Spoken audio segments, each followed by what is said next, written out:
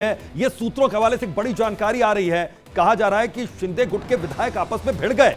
हालांकि शिंदे कह रहे हैं कि सब कुछ ठीक है और 1 साल पुराने मंत्रियों को हटाने की मांग यहां पर कर दी गई है। सूत्रों के हवाले से ये बड़ी जानकारी सामने आई है। शिंदे गुट के 2 विधायक आपस में ही भिड़ चुके हैं। मंत्री पद को लेकर शिंदे गुट में अब झड़प देखी जा रही है, क्योंकि कल ही जिस तरीके से यह देखा गया कि तमाम जो विधायक है वो अजित पवार के साथ है, इसके बाद ही शिंदे गुट में कहीं ना कहीं बेचैनी बढ़ने लगी। नाराजगी पहले से नजर आ रही थी और नाराजगी इस वजह से कि हमें मंत्री पद मिलेगा कि नहीं मिलेगा। शिंदे गुट में जो भी नेता है अब उन्हें अपने पद को लेकर के कहीं ना कहीं चिंता सता रखी है और यही वजह है कि आपस में अब झड़प रहे हैं। मंत्री पद को लेकर के आपस में झड़प रहे हैं। यहाँ पर बहसबाजी देखी जा रही है। शिंदे गुट के 2 विधायक आपस में भिड़ते हुए नजर आए हैं। सूत्रों के हवाले से ये जानकारी है। बिल्कुल, एक और एनसीपी में किस तरीके से तकरार जारी है, एक तस्वीर हम आपको दिखा रहे हैं। शरद पवार किस तरीके से एक मुश्किल हालात से गुजर रहे हैं, एनसीपी टूट रही है। दूसरी ओर शिंदे गुट, जो कि मुख्यमंत्री एकनाथ शिंदे वहां पर बने हुए हैं, उनके साथ कई मंत्री हैं। लेकिन यह खबर आ रही है, सूत्रों के हवाले से बड़ी खबर निकल कर आ रही है कि मंत्री पद को लेकर यहां पर अब एक जंग छिड़ गई है अंदर। जो लोग मंत्री पद पर हैं पहले से, वो मंत्री पद छोड़ना नहीं चाहते और जो विधायक जिनसे वादा किया गया था वो मंत्री पद लेना चाहते हैं। और इस बीच एक और बड़ी खबर सामने आ रही है। महाराष्ट्र की सियासत जुड़ी हुई ये बड़ी खबर है। दिल्ली में आज एनसीपी की राष्ट्रीय कार्यकारिणी की बैठक होने जा रही है। शरद पवार ने राष्ट्रीय कार्यकारिणी की बैठक को बुलाया है। पार्टी में बगावत और चुनाव चिन्ह पर यहाँ चर्चा हो सकती है। तो एनसीपी के लोकसभा और राज्यसभा सांसद इस दौरान मौजूद रहेंगे और बैठक में सबसे महत्वपूर्ण मुद्दा यही रहेगा कि किस तरीके से एक चुनौती जो भतीजे ने दी है उस चुनौती से पार पाना है। यह कहा जा रहा है कि अजित पवार के खिलाफ यहां पर प्रस्ताव भी पास हो सकता है। यानी जो घटनाक्रम महाराष्ट्र में घटा है अब उसे दिल्ली में सॉल्व करने की कोशिश शरद पवार की तरफ से की जा रही है। उनकी कोशिश यही है कि सब कुछ ठीक कर लिया जाए। एनसीपी की राष्ट्रीय कार्यकारिणी की बैठक अब यहां पर होने जा रही है। शरद पवार की तरफ से खुद इस बैठक को बुलाया गया है। कल जिस तरीके से अपनी ताकत का एहसास अजित पवार ने महाराष्ट्र में कराया अपनी बैठक के बाद, अब शरद पवार और एक्टिव हो चुके हैं। दिल्ली में बैठक बुला ली है और इस बैठक में लोकसभा और राज्यसभा के सांसदों को मौजूद रहने के लिए कहा गया है। अजित पवार के खिलाफ प्रस्ताव यहाँ पर पास किया जा सकता है, क्योंकि शरद पवार ये बात पहले साफ कर चुके हैं कि वो लीगल एक्शन लेंगे, वो कानून का सहारा लेंगे, वो कोर्ट तक भी जाएंगे।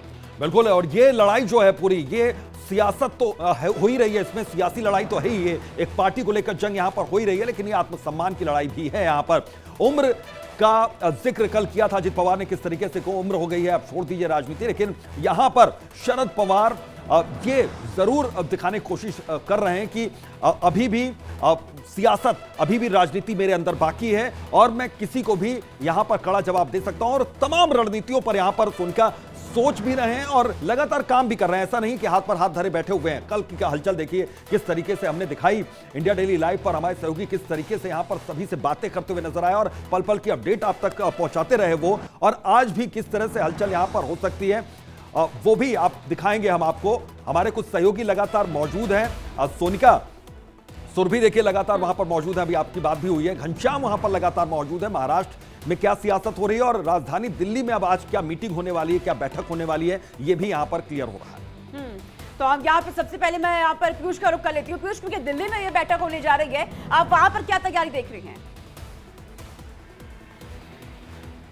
देखिए, एनसीपी की ये बैठक दिल्ली में हो रही है और दिल्ली की इस बैठक को लेकर सीधे तौर पर जो शरद पवार हैं यहाँ पहुंचेंगे और पहुंचने के बाद वो बैठक में जो सांसद हैं, जो राज्यसभा और लोकसभा के सांसद हैं एनसीपी के, उनके साथ मंत्रणा करेंगे। क्योंकि जिस तरह से जो हालात मुंबई में बने और उस हालात के बाद जिस तरह से महाराष्ट्र की राजनीति में पूरी की पूरी एनसीपी जो है वो टूटती हुई नजर आई और कहीं ना कहीं एनसीपी के टूटने से सबसे अधिक नुकसान किसी का हुआ तो शरद पवार का हुआ। क्योंकि जिस विपक्षी एकता का नारा लेकर शरद पवार आगे बढ़ रहे थे, 24 के रण में जाने की कोशिश कर रहे थे, वो कहीं ना कहीं उस पर चोट पड़ी है। और सबसे बड़ी बात है कि महाराष्ट्र की राजनीति में एनसीपी और शरद पवार का अपना एक अलग किरदार होता है। और ऐसे में जब अजित पवार एनसीपी को तोड़कर खुद एनडीए के एक हिस्से के तौर पर आ गए हैं, तो निश्चित तौर पर एनसीपी के साथ ही साथ शरद पवार का भी किरदार जो है वो एक समाप्ति की ओर, ढलान की ओर होता हुआ दिखाई दे रहा है। लेकिन यहाँ पर ये तो अब स्पष्ट हो गया है कि ये लड़ाई जरूर पार्टी को लेकर हो रही है कि, लेकिन अब ये लड़ाई तब्दील हो गई आत्मसम्मान की रक्षा के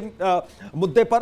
क्या आत्मसम्मान की रक्षा यहां पर करना चाह रहे हैं अब शरद पवार और वो ये दिखाना चाह रहे हैं कि अभी भी राजनीति बाकी है उनके अंदर? देखिए बिल्कुल ये लड़ाई जो है वो सत्ता की गणित से अब आगे निकल चुकी है। अभी आत्मसम्मान की लड़ाई हो चुकी है। वो ये बताना चाह रहे हैं कि अभी भी शरद पवार महाराष्ट्र की राजनीति में वही मायने रखता है जो देश की राजनीति में अन्य लोग मायने रखते हैं। तो है क्योंकि एनसीपी को उन्होंने खड़ा किया है, लंबे समय तक उन्होंने राजनीति की है सुरभि, क्योंकि आप देखिए महाराष्ट्र की जो सियासत है, जो भी घटनाक्रम वहां पर हुआ है बीते दिन, पूरे दिन हमने देखा कैसे वहां पर हलचल मची रही। आप तो वहीं पर मौजूद है, पूरे घटनाक्रम को आप सामने से देख रही है, लेकिन अब दिल्ली पहुंच चुका है ये पूरा मामला। क्या आपको लग रहा है दिल्ली में ये सब कुछ लड़ाई क्या खत्म हो पाएगी?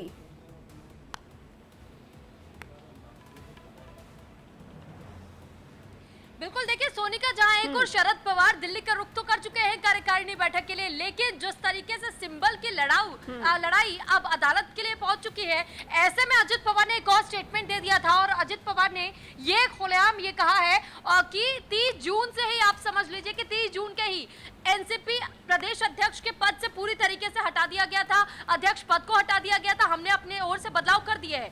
यानी कि 30 जून से उनके दिमाग में प्लानिंग थी और जब वो विधायकों को अपने साथ ले चुके थे तो उन्होंने इस बात को क्लियर। बिल्कुल सुरभि, आपके पास लौटते हैं। एक बड़ी खबर यहां पर आ रही है मुंबई से दिल्ली